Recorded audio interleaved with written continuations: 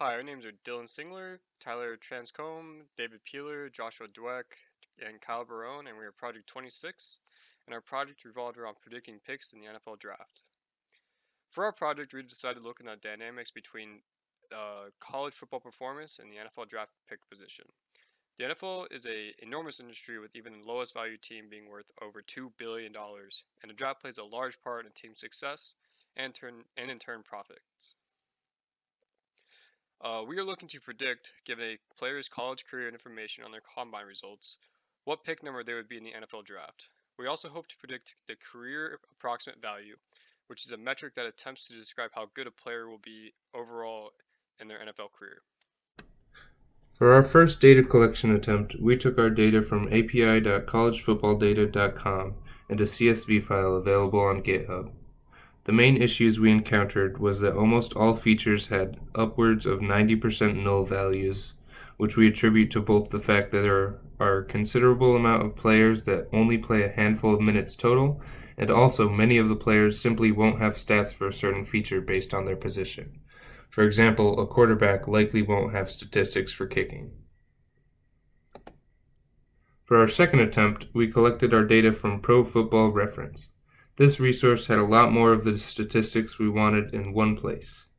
We took all the data between 2000 and 2019 and averaged each player's statistics across their college career.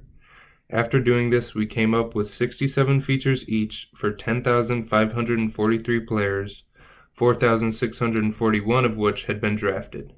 Again, similar to our first attempt, we ran into issues with null value fields, however, this time much less severe. This time we were able to use multiple imputation by chained equations to fill in the missing values, accounting for bias by only basing our imputation off a training set when using the data for modeling. Forming some unsupervised techniques. We first ran some basic statistics like generating mins, maxes, standard deviation, quartiles. As well, we generated a correlation heat map and we generated pair plots using Seaborn. We then applied PCA, which explained the variance in our data fairly well. We then did clustering using k-means and dbScan, and we used both PCA and isomap to visualize this clustering in 2 dimensions. So we kind of compared how those 4 combinations worked. We noted that though this task is hard, these unsupervised methods did pick up to some extent on the differences between drafted and undrafted players. We then moved on to the regression task. We tried linear regression, support vector machine, neural network, and random forest. We went through this process iteratively, tuning each one using cross-validation, as well as analyzing the results as we went. We finally moved to XGBoost, which is kind of an extension of the random forest model. However, it uses a loss function to create a stronger ensemble learning model. However, with all of our models, but especially with XGBoost, we ran into overfitting. So we first tried to solve this using model tuning. However, we had to move to feature selection to try to kind of quell this issue. So we ended up using the top 21 features from our dataset, and to determine this, we used the feature importances generated by the random forest. So we took the top 21 most important features and fed that into a model. So finally, as a kind of additional task, we wanted to also perform regression on this career approximate value score. So we left this out of our original data set because you don't know it for a player who hasn't been drafted yet.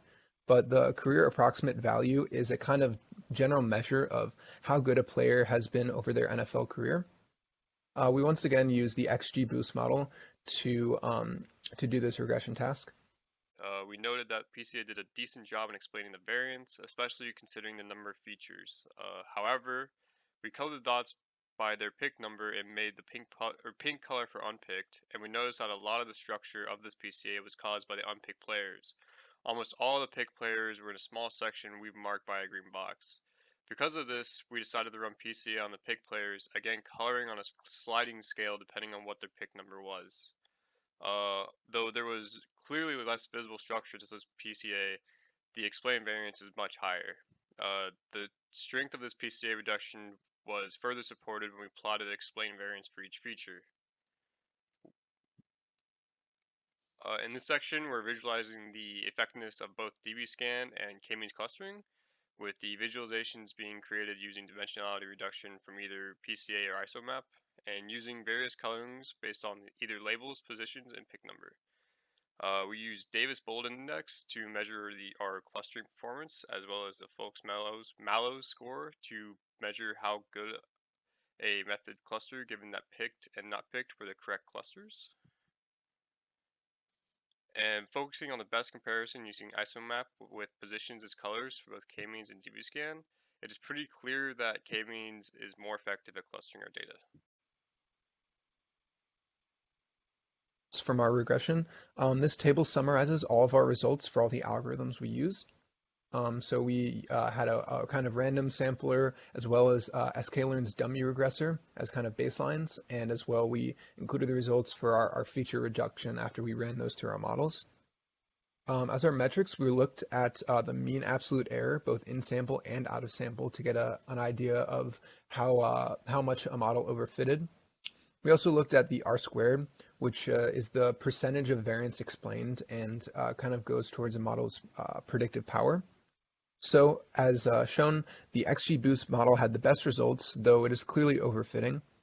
We also noted that all of our models tended to perform much worse on the higher up picks and much better on the lower down picks, which is what these two figures show. And so this was true for all of our models, not just XGBoost. This table shows the results for the career approximate value modeling. So once again, the XGBoost was the best model, though again it overfit, though it was relatively less severe.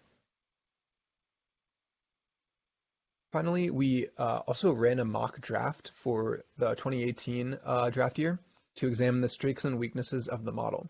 As mentioned earlier, the model definitely performs better on the lower down picks, generally doing very poorly with first and second round predictions. However, we were not too discouraged with our seemingly average results because the truth is the professionals are really bad at doing this as well. There is no academic paper directly attempting to do the same task as we did, but in general, both TV pundits and academics alike proclaim to know these picks quite well.